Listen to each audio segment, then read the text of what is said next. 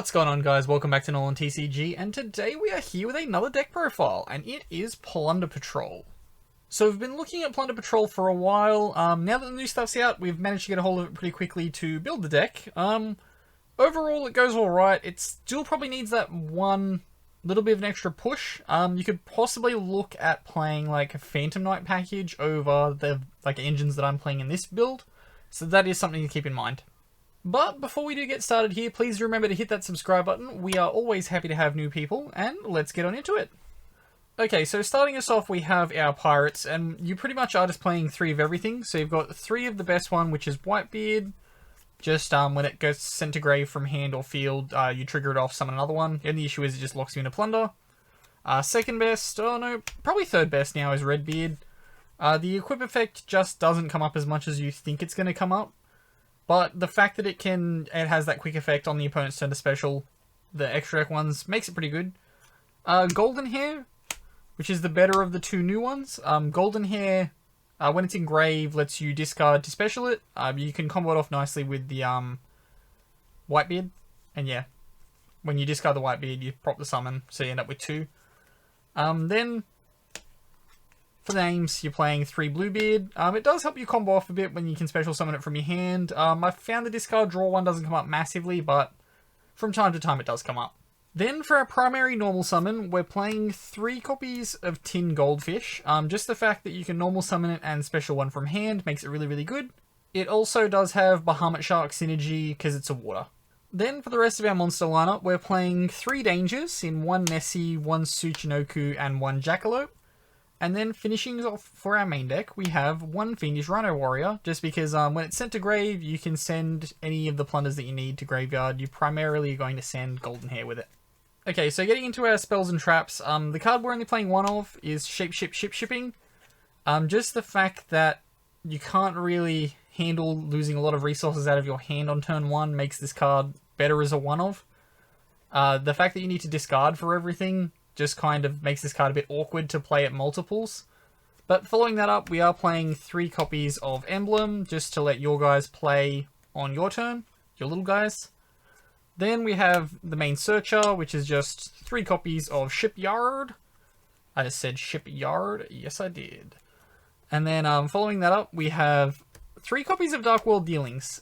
I'm not playing the Desires build, even though I'm playing 3 of pretty much everything, just because the deck really likes to grind, and I don't really like playing the Desires in this deck. I don't know why. It's just, I found when I was playing Desires, it kind of hurt me a lot of times, so I decided to play Dark World Dealings instead. It is a -1, but the fact that everything you play has a discard effect except for Tin Goldfish just makes the card fine. Then following that up, we have 2 copies of Salvage, just to recover back your resources. This can get back your Tin Goldfish as well, which is really, really good. Then we have 1 Terraforming and 1 Foolish to round out our side deck. You can use this to send Fiendish Rhino Warrior, or just send Golden Hair, and then you can combo off with that. Then for our traps, we're playing 3 copies of Booty, just to play against stuff like Madolche. This deck auto loses to Madolche if you don't have Booty. And just generally decks that only play Earths, you get completely wrecked by them. Then we have 1 copy of Parity, just because we want to draw a lot of cards. It's a good one of, very solid. The fact that you can equip it can help you with OTKs later on. And then finally, just 3 copies of Imperm, a hand trap that you can play on your turn and your opponent's turn. Just when you go first, you can set it. Just an all-around solid card. Next up, getting into our extra deck. Starting us off, we have 3 copies of our primary Link, which is Blackbeard. Making this with a Danger and a Plunder, or your Tin Goldfish if you need to, is just really, really good. Playing it at 3, just because it's probably the best Plunder card, I'd say. Maybe not, but it's probably the better 3 of to be playing. Then following that up, we have 2 copies of Liss. The new card, the Negator, really, really good if you can end on this with having it active.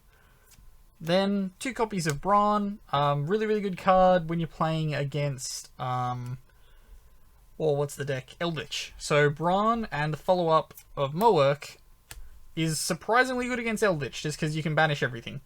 I do believe one of the replays we have at the end of this is against Eldritch, where these 2 cards came in really, really clutch. Then, for our rank 4s, we're playing Abyss Dweller and Bahamut Shark. Dweller just because it's good against a lot of decks right now.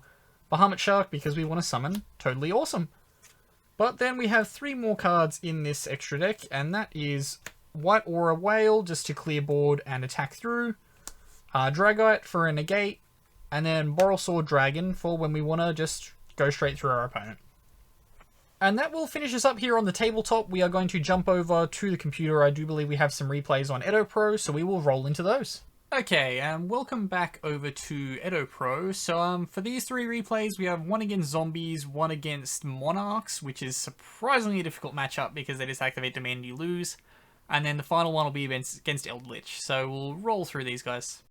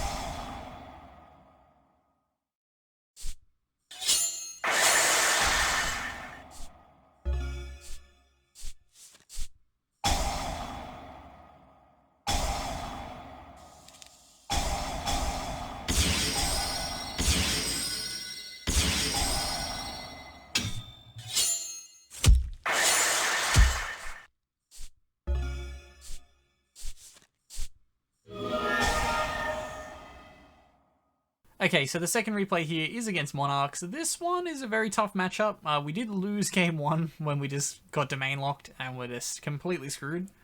Yeah, so that's not the funnest thing to play against with this deck.